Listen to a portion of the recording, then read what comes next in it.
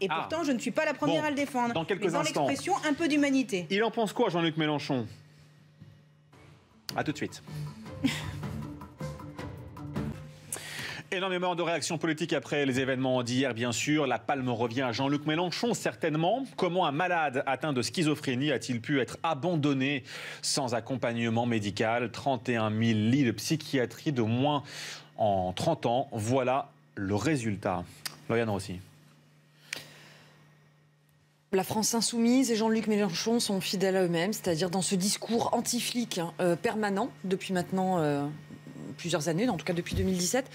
Que dire? Moi, je suis profondément choquée par un tweet pareil. Comment on peut avoir de l'empathie pour la personne qui, hier, a attaqué sauvagement une policière municipale dans un commissariat en lui prenant son arme, donc pour s'en prendre à d'autres policiers?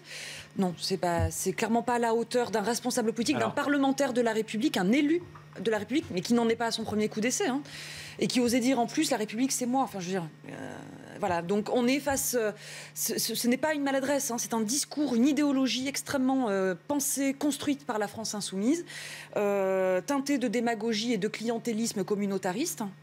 Je le dis très clairement, qui est extrêmement dangereuse pour notre République.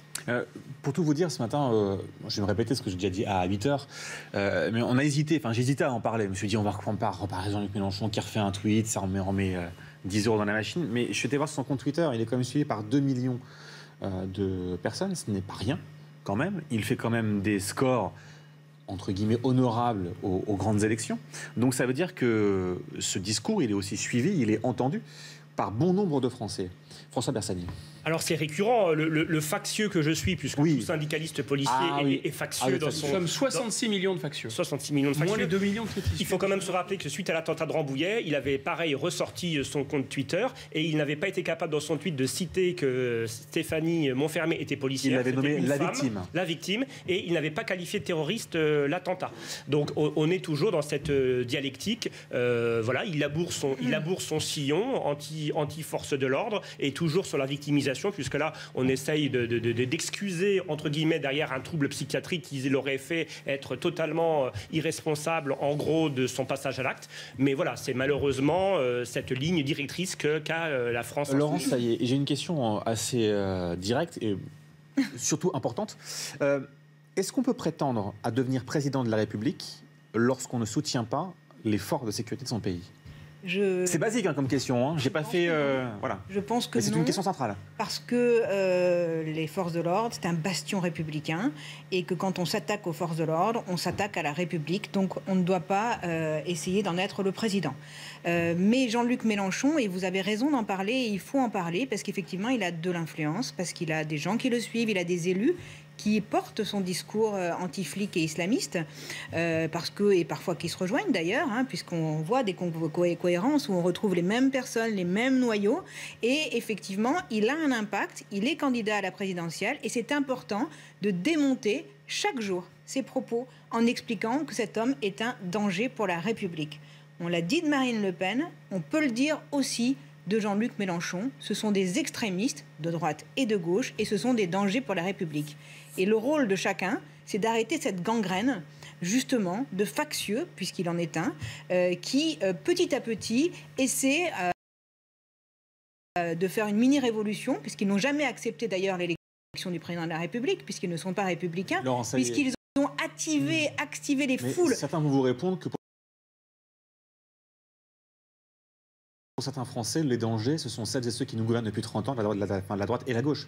Oui, enfin, n'exagérons pas. Je sais pas, excusez-moi, je vais juste finir sur Jean-Luc Mélenchon. Ça, c'est sûr. Quand vous voyez qu'il parle des policiers en les traitant de factieux, tout ça parce qu'un syndicat, un propos tiré tout un discours et qui a été pour moi monté en mayonnaise, et une scène qui a été jouée où effectivement ça a exprimé le ressenti de certains policiers, et moi je ne condamne pas la scène qui a été jouée par alors que M. Mélenchon activait tous les samedis des manifestations avec des black blocs qui détruisaient tout Paris, et là il nous parle de factieux pour cette scène qui a été jouée sans aucune violence. Je trouve ça irresponsable et totalement condamnable. J'attends du président de l'Assemblée nationale aussi qu'il prenne ses responsabilités.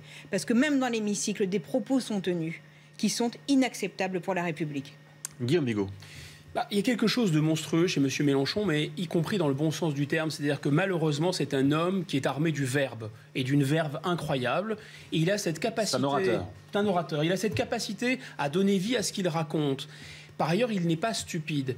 Or, voyez-vous, là, il y a eu une séquence, une suite de coups de couteau, d'égorgement. Parce que quand on essaye d'égorger, de tuer des policiers, c'est la France, en fait. C'est le corps même de la France qu'on atteint. Donc tu es déjà attaqué à un Français. C'est pareil pour Paty, par exemple, les professeurs. À l'évidence. Mais là, cet effet de répétition, ce tweet ne manifeste aucune espèce de mansuétude, aucune pitié pour cette femme qui s'en est sortie in extremis. Et en revanche, il exprime abandonné. C'est-à-dire que notre ennemi aurait été abandonné. Je vais vous dire, dans France Insoumise, il y a deux problèmes. C'est France, on ne voit pas très bien maintenant quel rapport avec la France a et M. Mélenchon, parce que s'il y a 31 000 lits de psychiatrie en moins en 30 ans, il y a environ entre 200 et 400 000 migrants tous les ans de plus qui vont ensuite devenir l'électorat séparatiste de M. Mélenchon. Et deuxièmement, Insoumise, non, je pense qu'il est soumis aux indigènes, il est soumis à l'islamisme, il est soumis au décolonialisme made in USA, etc. Mais il n'y a plus rien de français et il n'y a rien d'insoumis chez M. Mélenchon.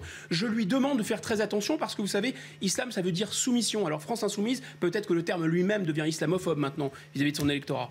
François Bersani, jusqu'à quel point vous allez pouvoir encore accepter ça ? Est-ce qu'il y a des recours possibles? Est-ce que vous y réfléchissez? Est-ce que vous en avez marre de vous faire insulter au quotidien par un élu de la République qui aspire à être président de la République? Ce sont des questions légitimes qu'on peut aussi vous poser. Oui, mais je pense qu'il faut le laisser braire là, dans son pré, en effet, de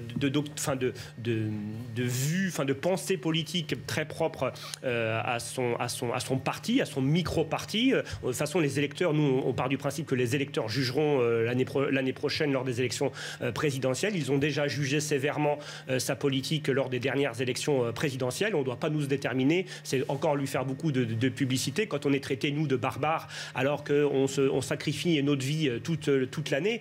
Mais voilà, et quand il bouscule des représentants de l'ordre lors d'une perquisition et qui passe au tribunal pour des violences et de l'outrage sur les forces de sécurité, c'est vrai qu'il est quand même assez malvenu de donner des leçons. Mais voilà, il faut le laisser dans son précaré. Il laboure son sillon tranquillement.